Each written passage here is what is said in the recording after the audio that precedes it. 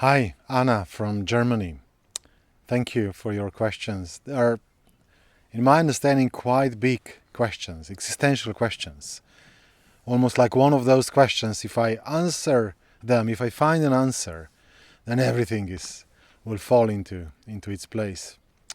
In fact, you asked two questions, but somehow, to me, they seem to be the same questions, but being articulated on two different levels.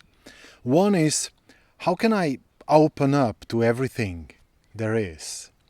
When I find myself reacting with fear and fighting against obstacles and again and again being overwhelmed with fear, whether I'll find a place to be in my place and so forth. So how can I be, if there is this contraction and a fight in me, how can I be fully open? And on the other hand, which I see just a bit deeper question, how can I be open to everything? How can I kind of surrender to life and at the same time be committed, be focused on what I really want? So, first, I just want to say that it sounds to me like an ongoing dilemma that then keeps you in a way occupied or contracted in almost, I guess, every aspect of life. I will try to answer on two levels. The first one is more kind of a operational level.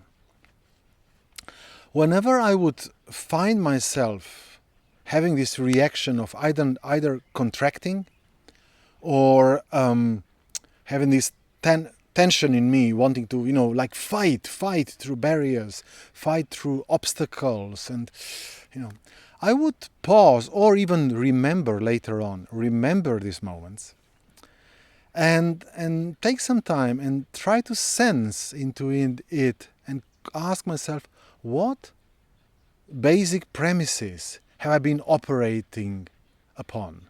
What are the basic thoughts, the basic assumptions about life that are activated in these moments and that then guide my behavior, they trigger my behavior? It could be something like, I am threatened, I am endangered, the world is a terrible place, one needs to fight, something like this. Could be. And then I would explore again what are the feelings coming up when I sit in this assumption about life. What are the needs underneath? There might be needs for safety, longing for companionship, for connection, for belonging, and so forth. I would want to spend time and really, in a focused way, try to self-connect again and again and again. See what is beyond these reactions in me. And try to embrace it on a very physical level. Not just thinking about it, but on a very physical level, sitting with it, embracing it. So that's one part. And it can slowly create more spaciousness in me. The other one, how to hold commitment and surrender together, surrendering and accepting life as it is, and at the same time committed to follow what's precious for you. One thing about surrender and acceptance, I can propose some sort of meditation. It works for me. It has been working for me for many years. And in a way, in my case, it's almost every evening, but maybe it doesn't have to be that often.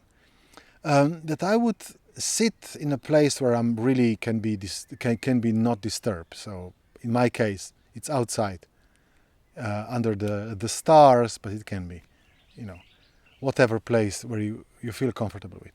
Closing my eyes and just trying to really relax. Just really relax and welcome myself into this life. Just keep welcoming myself into this life. Breathing in, breathing out. Breathing in, breathing out. Breathing in life and relaxing. Breathing in life and relaxing. And welcoming myself. Welcoming myself into life. Welcoming life into me. There is something about slowly letting down all these contractions and establishing a more flowing relationship with the experience of life. That's one thing. Another thing about a commitment. My question would be, committed to what? So if I want to be committed to a specific strategies, to specific goals, I'm afraid I'm fighting against an enormous entity which we call life. I don't think I'm likely to win that. However, if I want to find the basic virtues, the basic qualities, and I want to be committed to that, then my experience is that I'm actually more in the flow, more in the companionship with life. What do I mean with being committed to certain qualities? I mean, for instance, being committed to presence, to again and again coming back to the presence, to sensing in this moment what is alive in me now. For instance, maybe I am committed and I want to really stay committed to following life energy, to not do things because society trained me to do something or because my mind, my reactive mind is pushing me to something, but really committed to following life energy as it moves through me.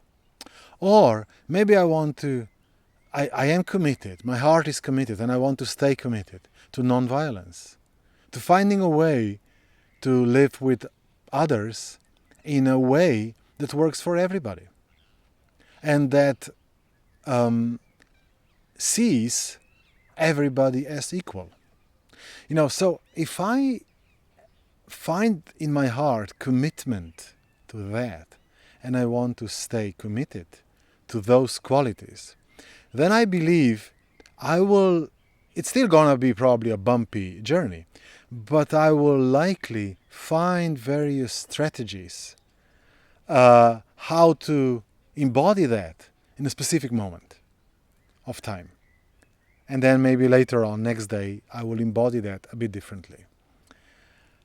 However, if I am committed to a very specific strategies, very specific pictures of how I think life should be, then I imagine I might be bumping with my head against the wall, and that is probably not a very pleasant experience.